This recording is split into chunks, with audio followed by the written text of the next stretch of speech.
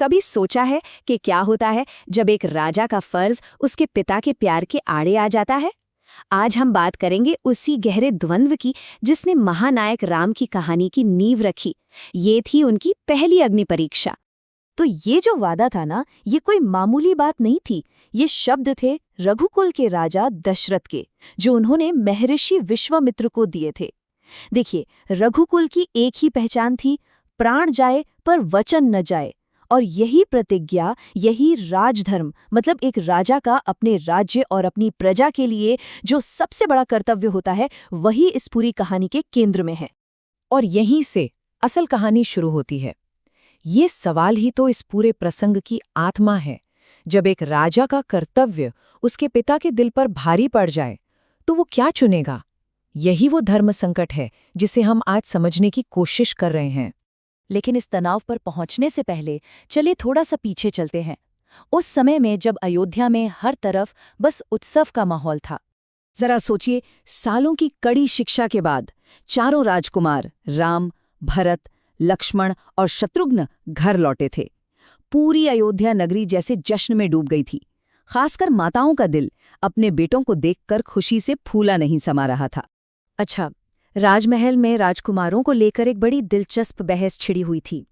एक तरफ रानियां थीं जो उन्हें फूलों सा कोमल देखना चाहती थीं, तो दूसरी तरफ गुरुओं की शिक्षा थी कि एक क्षत्रिय राजकुमार का शरीर तो वज्र जैसा कठोर होना चाहिए। ये कोमलता और कठोरता का एक वैचारिक संघर्ष था, आप कह सकते हैं। और इसी सुख और उत्सव के माहौल के बीच कहानी में आता है एक बड़ा मोड़। महर्षि विश्वामित्र का अयोध्या में आगमन होता है। अब देखिए, विश्वामित्र का आना कोई साधारण घटना नहीं थी। वो एक बहुत ही गंभीर समस्या लेकर आए थे। सुबाहु और मारीच जैसे राक्षस उनके तपोवन में यज्ञ और अनुष्ठानों में लगातार बाधा डाल रहे थे। धर्म का काम रुक गया था। और तब विश्वामित्र ने वो मांग रखी जिसने पूरे महल को, पूरे दरबार को सन्न कर दिया। उन्होंने सेना नहीं मांगी, कोई और मदद नहीं मांगी, उन्होंने सीधे सीधे राम को मांग लिया। बस यही वो पल था जब दशरथ का वचन और उनका पिता का प्रेम एक कठोर कसौटी पर आ खड़ा हुआ। चलिए अब सीधे उस द्वंद्व के केंद्र में चलते हैं जो राजा दशरथ के मन में एक तूफान की तरह उठ रहा था। एक राजा के तौर पर नहीं, एक पिता के तौर पर दशरथ की पहली प्रतिक्रिया क्या थी? सिर्फ डर और इनकार। वो बोले, ये नहीं हो सकता, मेरा राम तो अभी बच्चा है। उनकी नज़र में राम तो अभी बालक थे। न उन्हें युद्ध की क्रूरता पता थी, न राक्षसों के छल कपट का कोई अंदाजा था। साफ दिख रहा था कि उनका पुत्रमोह उनके राजधर्म पर बुरी तरह हावी हो रहा था। दशरथ जैसे दो पाटों के बीच पिस रहे थे। एक तरफ थी रघुकुल की आन जो कहती थी वचन दिया है तो निभाना ही होगा, और दूसरी तरफ एक पिता का डर था, अपने बेटे की जान का डर। और जब दशरथ पूरी तरह से टूट चुके थे, तब गुरु वशिष्ठ आगे आए और उनका हस्तक्षेप सब कुछ बदल देता है।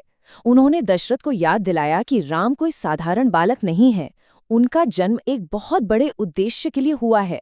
उन्होंने विश्वास दिलाया कि विश्वामित्र के साथ जाना राम के ही भले के लिए है। गुरु वशिष्ठ की बात मानकर दशरथ ने पत्थर पर दिल रखकर एक बेहद मुश्किल फैसला लिया। और अब हम उस पल को देखेंगे जब राम अपने कर्तव्य पथ पर आगे बढ़ें। तो अपने पिता के वचन और गुरु की आज्ञा का मान रखते हुए राम ने इस कर्तव्य को स्वीकार कर लिया।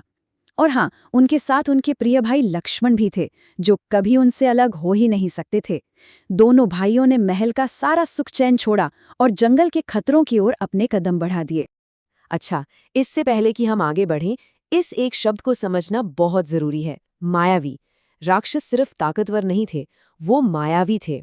इसका मतलब है कि वो भ्रम पैदा कर सकते थे, अपना रूप बदल सकते थे, जो उनके खिलाफ लड़ाई को और भी ज्यादा मुश्किल बना देता था। और अब हम आते हैं राम के पहले बड़े पराक्रम पर, उनकी पहली असली परीक्षा, भयानक राक्षसी ताड़का से सामना। ये कोई छोटी मोटी चुनौती नहीं थी। कहा जाता है कि ताड़का में 1000 हाथियों जितनी ताकत थी। वो उस पूरे जंगल पर राज करती थी जहां से कोई जिंदा वापस नहीं लौटता था। तो आखिर ये हुआ कैसे? चलिए देखते हैं। सबसे पहले तो जंगल में उन्हें ताड़का के वो विशाल भयानक पश्चिम दिखे।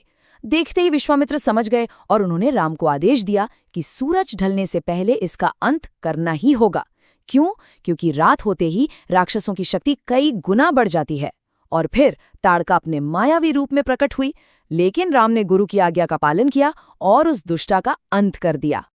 देखिए, ताड़का का वध सिर्फ एक राक्षस को मारना नहीं था, ये तो उस लंबी और मुश्किल यात्रा का पहला कदम था जिसे राम को धर्म की स्थापना के लिए तय करना था। ये इस बात का प्रतीक था कि राम अब अपनी नियति के रास्ते पर चल पड़े हैं।